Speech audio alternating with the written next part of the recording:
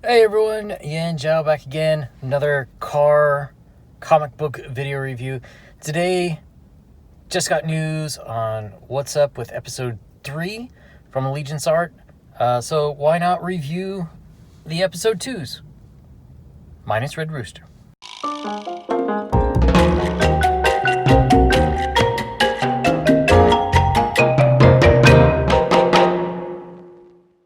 A lot of people have been asking the eternal question, where's my Red Rooster?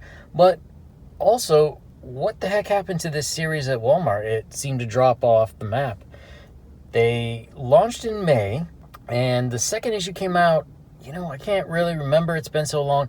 It was either July or August, or maybe it was September. I don't know. I picked these up around that time. Now, a lot of people are still angry about the whole Red Rooster thing, which, to be perfectly honest, we're coming up on 2.5 years, so I can understand why people would be PO'd. I have a theory, don't know if it's true. It's that when Allegiance Art signed the deal with Walmart, Walmart had an exclusivity part of it where they couldn't release the Indiegogo version of Red Rooster sooner than when Red Rooster came out in the stores. So in other words, Walmart didn't want to get sloppy seconds. They wanted their customers to have the original version. Having worked with large corporations in the past, that's my opinion of what happened. Nobody at Allegiance Arts talks to me, which is fine. So I have no insider knowledge. I haven't talked to anyone with insider knowledge. Everyone's kind of wondering what the heck went on. But even when I bought these, I couldn't find Red Rooster episode 2. Not that I would have bought it, because I'm still waiting for my original Indiegogo backers one. At this point, it's sort of like Duke Nukem 3D was for years. But regardless, let's just check out the quality of what was done for these 3 issues. Another announcement they just made, they are going to put all of these books in bags with backing boards on them. So maybe we won't get this price tag on here. Although I gotta wonder, if these somehow become collector's items in 20 years, if you don't have that sticker, your book's not going to be worth as much. Alright, so Norahs Saga. We have Blake Northcott doing the writing. Kelsey Shannon, he comes back as the artist. And let's see, Patrick Stiles, and Eric Weathers. He's a man who truly gets around. So we come back. Norah has, at the end of the first issue, she fell through a river, woke up in, I'm not sure if they ever specified, like Iceland, or maybe it was, the Nordic countries, and she gets captured, taken back to the village as a witch. The village gets attacked.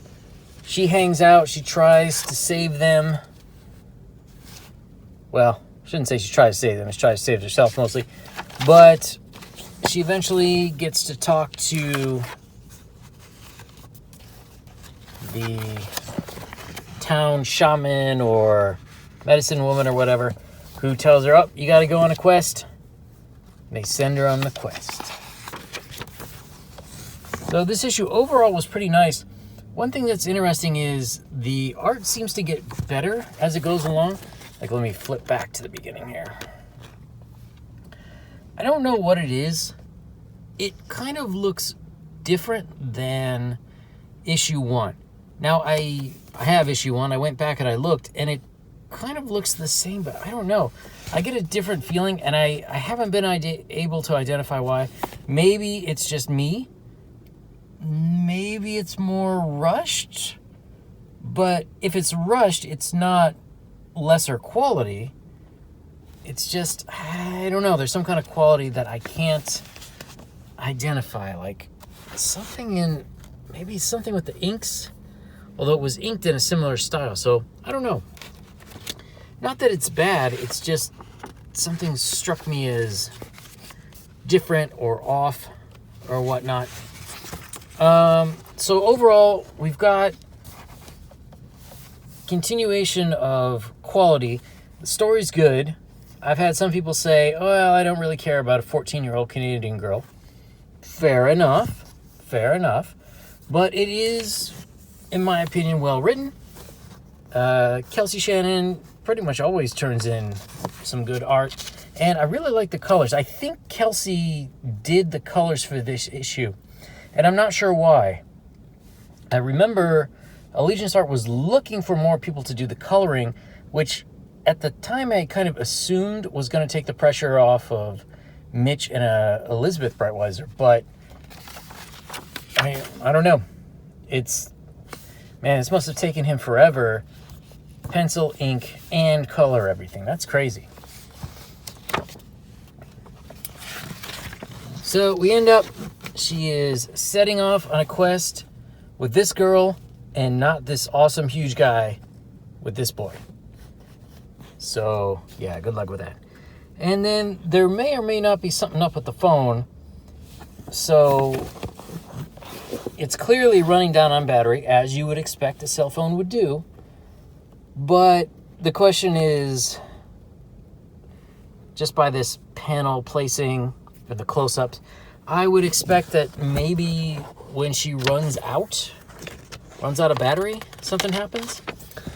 So the other thing that we learn is that there was another guy. Let's see if I can find it here. There was somebody from the future who came before. Here we go. Demon Slayer. So I think they implied it was like the 70s or the 80s when this guy showed up. And he was unable to get home. He stayed with them. He fought with them in the village. And then nada. So Norahs Saga. Again, I enjoyed it.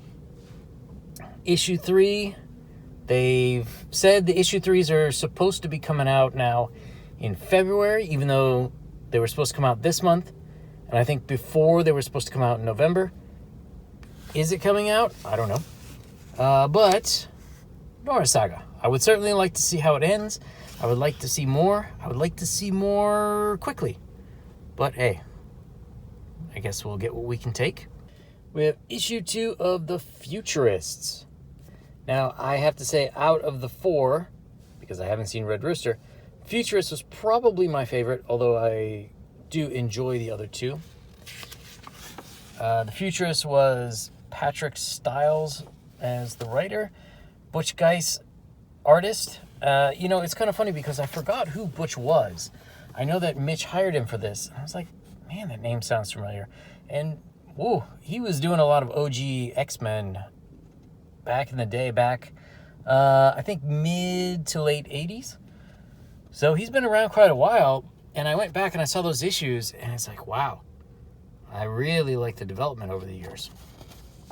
All right, so inker Rick Magyar,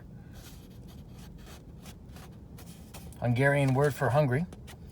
Let's see, and then we have Allegiance Color Lab with Gabrielle L. Tabe? Maybe? I don't know. I like the colors in it. Now, you can see a bit of a difference. The cover here is Elizabeth Breitweiser. And we see a tad difference in the color, but it's still quite good. It's got that Allegiance art style feel to it. So I'm quite happy. Again, our old buddy Eric Weathers. All right. So, we go on. We continue with what happened in episode 1. So we have down here Teddy, who has lost his arm. And this is him, basically, he escapes from the hospital. And then we go back to Scotland. And we come in on his daughter, Hannah. So they're teasing her because her father's a wanted man.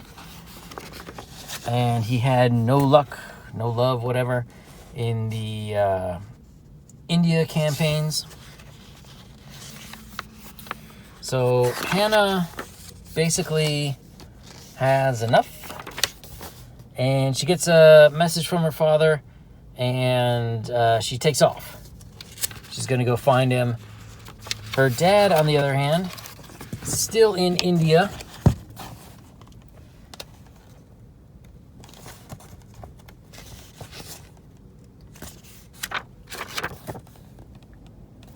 Look at the colors here. This is great. And the art's fantastic as well. It's just really, really well done. And we finally see Teddy is back.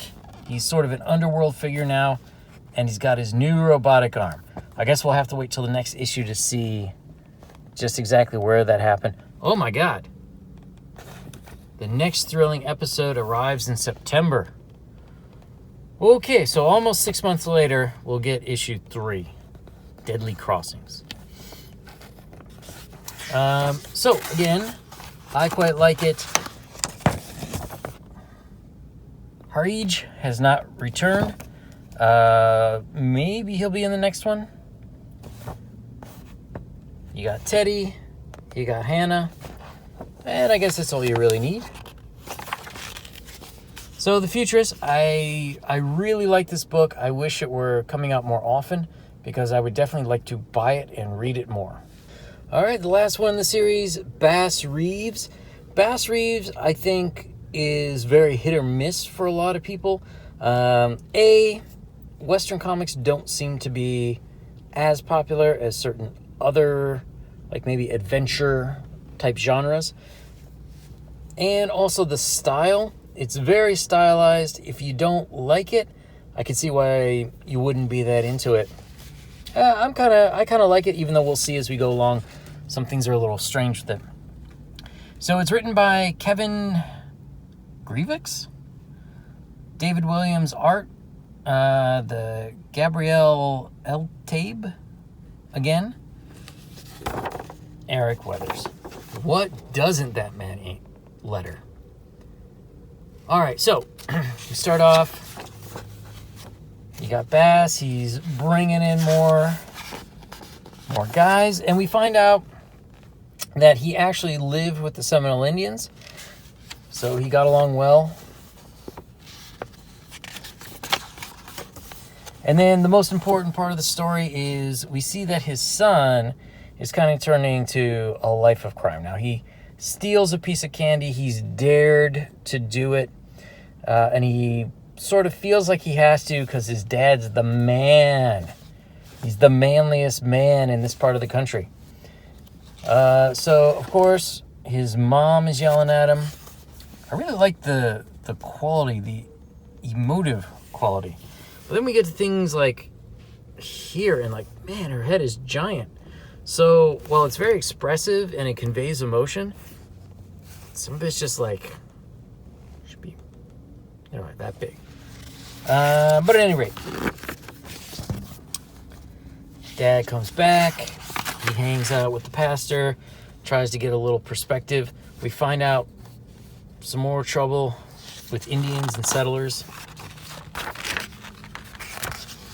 And then we start what I assume is going to be one of the major plot points, where we have this man, Yaki, who is Indian, Native American, whatever. He robs a military stagecoach, and it's kind of unclear. It was an armored stage. So is it the U.S. military was invading tribal lands, or are they raiding military? I don't know. It's hard to say. But that is quick catch-up. Issue 2 of Bass Reeves. It goes a little bit to expanding the relationship. The wife is not happy that he is out so often, and it seems like it's having a bad effect on the son. And we kind of understand a little bit more what's going on in this world in terms of you're setting up bigger enemies with Native Americans and whatnot. All right, everyone. So that was quick review of Allegiance Arts episode 2 from season 1, or basically the second issue of everything that they put out. Hopefully, we will get them soon. We'll get to see what's going on, and I don't know if we'll ever figure out why things are taking so long, but it's a real shame to me because it seems like Mitch really cares about the comic industry, and certainly the company that has a deal with a retailer that everybody is forced to go to because they can't go to any other stores, would be a real big opportunity. And it's just a shame to see that things are, going so slow. All right, everyone. If you like this video, click a thumbs up. Give me a comment down below. Let me know, what do you think of Allegiance Arts, of these 3 issues? What are you looking forward to in issue 3, or episode 3, I guess I should say? And if you like the channel, subscribe. It really helps me out. Thanks, guys. See you soon.